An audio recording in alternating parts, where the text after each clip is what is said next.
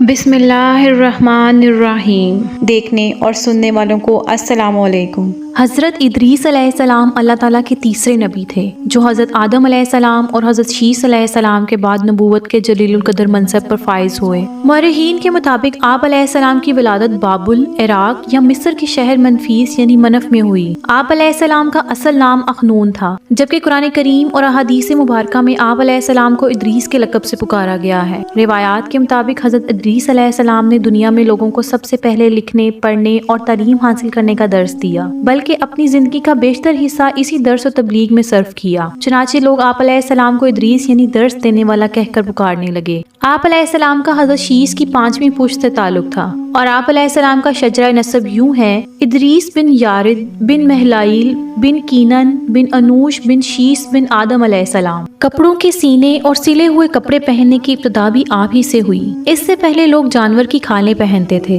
سب سے پہلے ہتھیار بنانے والے، ترازو اور پیمانے قائم کرنے والے، علم نجوم و حساب میں نظر فرمانے والے بھی آپ ہی تھے۔ یہ سب کام آپ ہی سے شروع ہوئے تھے۔ اللہ تعالیٰ نے آپ پر 30 صحیفے نازل فرمائے ہیں۔ سورہ مریم میں اللہ تعالیٰ فرماتے ہیں، جس کا ترجمہ کچھ یوں ہے: اور اس کتاب میں ادریس علیہ السلام کا ذکر بھی کیجیے، بے شک وہ بڑے سچے نبی تھے اور ہم نے ان کو بلند رتبے تک پہنچایا۔ نیز سورۃ الانبیاء میں اللہ تعالیٰ نے فرمایا: اور اسماعیل علیہ السلام اور ادریس علیہ السلام اور ذوالکفل کا تذکرہ کیجیے، یہ سب ثابت قدم رہنے والے لوگوں میں سے تھے۔ حضرت ادریس علیہ السلام کثرت سے اللہ تعالیٰ کی حمد و ثنا اور عبادت میں مصروف رہتے تھے، اور فرشتوں میں نہایت محبت اور عقیدت و احترام کی نظروں سے دیکھے جاتے تھے۔ فرشتے ان کے پاس آتے اور ان کی صحبت میں بیٹھا کرتے تھے۔ چنانچہ ایک مرتبہ حضرت عزرائیل علیہ السلام بھی اللہ تعالیٰ سے اجازت لے کر اور انسانی شکل میں بہت دیر تک ان کی صحبت میں حاضر رہے۔ حضرت ادریس علیہ السلام کو جب معلوم ہوا کہ یہ کوئی انسان نہیں بلکہ حضرت عزرائیل علیہ السلام ہے اور روح قبض کرنے کی خدمت پر مامور ہیں، تو آپ علیہ السلام نے ان سے فرمایا کہ میرا دل چاہتا ہے کہ تم مجھے موت کا ذائقہ چکھاؤ۔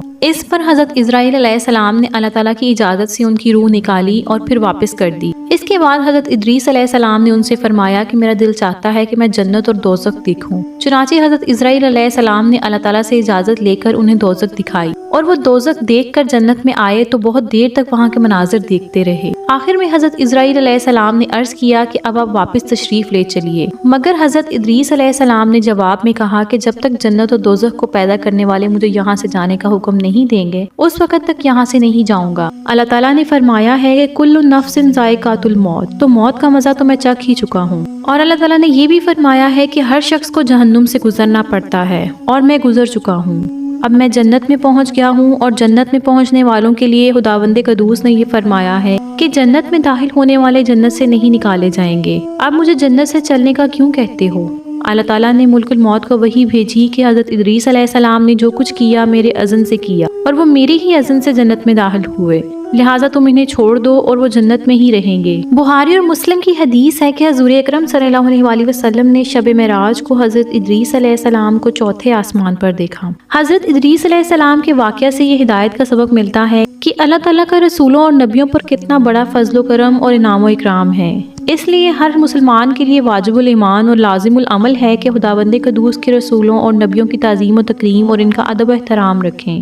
مجھے اجازت دیجیے، آئندہ ایک نئی ویڈیو کے ساتھ آپ کی خدمت میں حاضر ہوں گی۔ اللہ پاک آپ کا حافظ و نگہبان۔